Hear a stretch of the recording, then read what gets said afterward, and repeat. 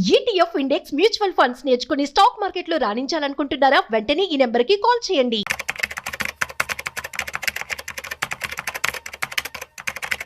చాలా మంది కూడా పెట్టుబడి పెట్టాలని చెప్పి అనుకుంటూ ఉంటారు. కానీ ఈ మధ్య కాలంలో మనం చూస్తూ ఉన్నట్లయితే mutual funds are the best option చెప్పి మనం వింటూ ఉన్నాం. అయితే వై మ్యూచువల్ ఫండ్స్, ఎందుకని మ్యూచువల్ ఫండ్స్లోనే మనం పెట్టుబడి పెట్టాలి? సో వీటికి సంబంధించి పూర్తి సమాచారం ఇవాళ మనతో చెప్పడానికి మనతో ఉన్నారు మ్యూచువల్ ఫండ్స్ డిస్ట్రిబ్యూటర్, అదేవిధంగా బిజినెస్ ఎక్స్పర్ట్ కూడా. So he's none other than Gandra Srinivasarao గారు మనతో ఉన్నారు. వారి మాటలో మరింత సమాచారం అడిగి తెలుసుకుందాం. హాయ్, హలో, నమస్తే, వెల్కమ్ టు సుమన్ టీవీ. నేను మీ రాజీవ్ పసుపులేటి.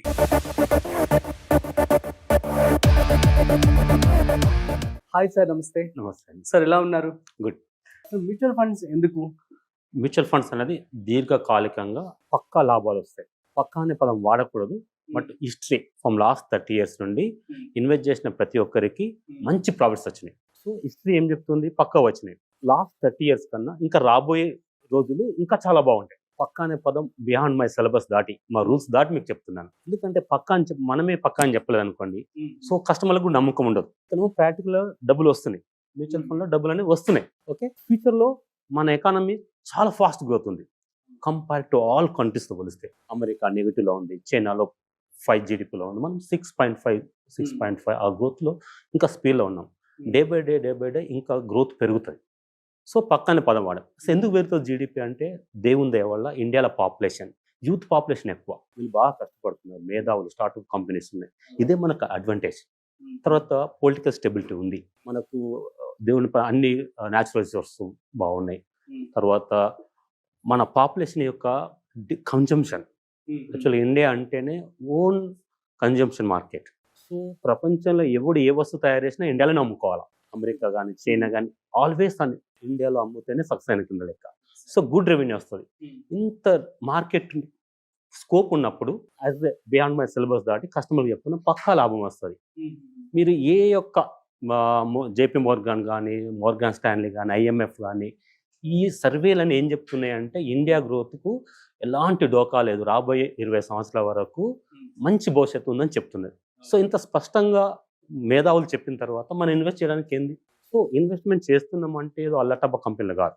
మనం LNTలో ఇన్వెస్ట్ చేస్తాం, మెట్రో 10 పరిగెత్తుంది, మార్నింగ్ లేవని బ్రష్ చేస్తాం, కాల్గేట్ పేస్ట్, టీ తాగుతున్నాం, జెమినీ టీ, టాటా.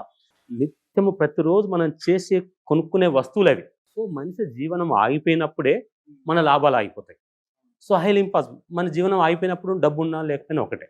సో భవిష్యత్తు మీకు లాంగ్ టర్మ్ కోసం పక్కా లాభాలు కావాలంటే కంపేర్ టు ఆల్ గోల్డ్ కంటే, ల్యాండ్ కంటే ఇదే ఇంకా ఫాస్ట్.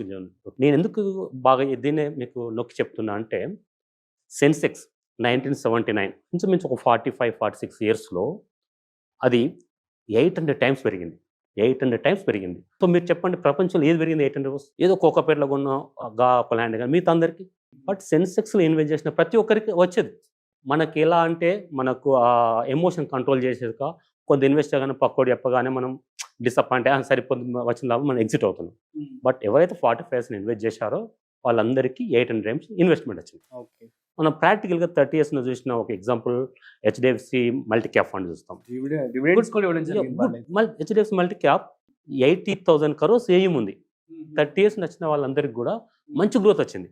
సో ప్రీవియస్ హిస్టరీ ఫ్యూచర్లో కాదు, బట్ మన ఇండియా యొక్క పాపులేషన్ యొక్క కన్జంప్షను, మన యువకులు కష్టపడుతున్న విధానము, మనం ఇండస్ట్రీ పరంగా ఎలా గ్రోత్ అవుతుంది, మిగతా అవన్నీ దృష్టిలో పెట్టుకొని పెరుగుతుందని మీకు చెప్తున్నాను. సో మీరు కూడా మేము చెప్పామని అప్పు చేసి చేయకండి.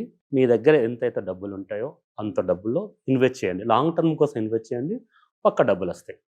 ఓకే, ఇది నేను చెప్పేది ఓన్లీ అవగాహన కోసమే. మ్యూచువల్ ఫండ్స్ ఒకటే ఎందుకు అని సజెస్ట్ చేస్తున్నారు? సేఫ్టీ, వై నాట్ అదర్స్ అని చెప్పి చాలా మంది రెగ్యులర్ గా అడుగుతూ ఉంటారు. గుడ్, మంచి క్వశ్చన్ గారు.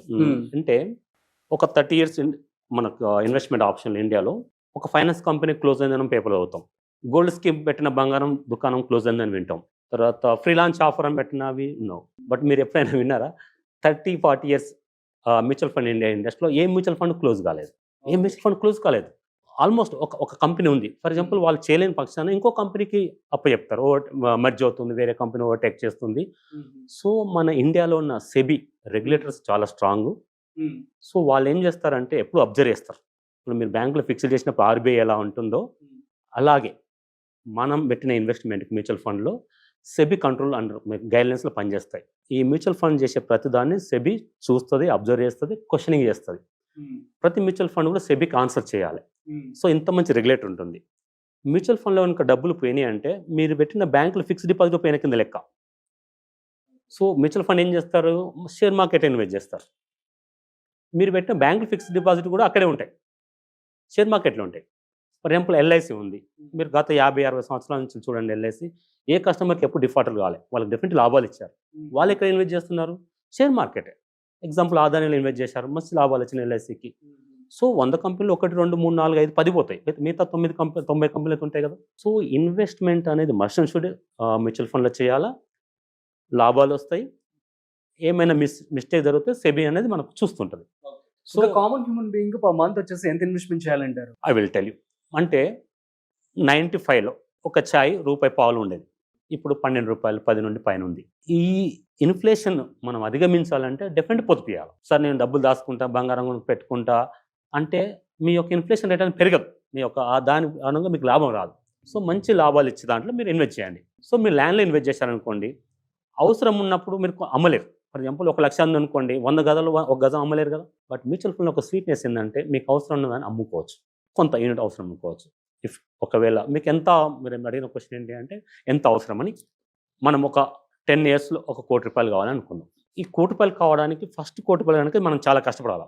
మిగతా వాటికి ఆటోమేటిక్గా మీకు ఆ మజా తెలిసిన తర్వాత, సొసైటీ వాల్యూ ఇచ్చిన తర్వాత మీకు ఆటోమేటిక్గా మీరే కంటిన్యూ చేస్తారు. ఆ కోటి అనేది టాప్ మోస్ట్ కంపెనీ, ఇండియాలో ఉన్న కంపెనీలో ఉంటుంది. అది స్లీపింగ్ పార్ట్నర్. ఎవ్రీ 2-3 yearsకు ₹1 కోటి అవుతుంటారు. ఎవ్రీ 2-3-4 డిపెండ్ మీ ఆ ఫండ్ బట్టి, ఆ రేటం బట్టి ఎవ్రీ 3-4 yearsకి డబుల్ అవుతుంది. సమ్ టైమ్ ఎవ్రీ 2 years కూడా ₹1 కోటి అవుతుంది. సో బెస్ట్ ఏంటంటే ఒక 7,50,000 మీరు ఫస్ట్ టైం ఇన్వెస్ట్ చేయండి. Okay, 7,50,000 first time, one time payment, one time investment. Okay, monthly ఒక 20,000. ఎవ్రీ మంత్ ఒక 10% పెంచుకుంటూ వెళ్తే 10 yearsలోనే ₹1 కోటి అవుతుంది. ఫస్ట్ 7,50,000 పెట్టేసి తర్వాత మళ్ళీ ఎవ్రీ మంత్ 20,000 పెట్టుకుంటూ 10 years వరకు వెళ్ళాలి. 10 yearsలోనే మనం కోటి అడుగుతున్నాం కాబట్టి 10 yearsలో కోటి రావాలంటే ఫస్ట్ ఒక 7,50,000 అప్రాక్సిమేట్లీ. ఎవ్రీ మంత్ ఒక 20,000 మన శాలరీ పెరుగుతుంది మనకు, అట్లా ఆ విధంగా ఒక 20,000 ఎవ్రీ మంత్ అలా పెట్టుకుంటే 10 yearsలో ₹1 కోటి వస్తుంది. మరి యాక్చువల్లీ 7 lakh పెట్టేంత స్తోమత చాలా మందికి అదే అందుకని ఒక ₹1 కోటి. సో ఇన్వెస్ట్మెంట్ ఫస్ట్ టైం లేదు అనుకుందాం. మంత్లీ 15,000, 15 years ₹1 కోటి. మంత్లీ 15,000, 15 years ₹1 కోటి.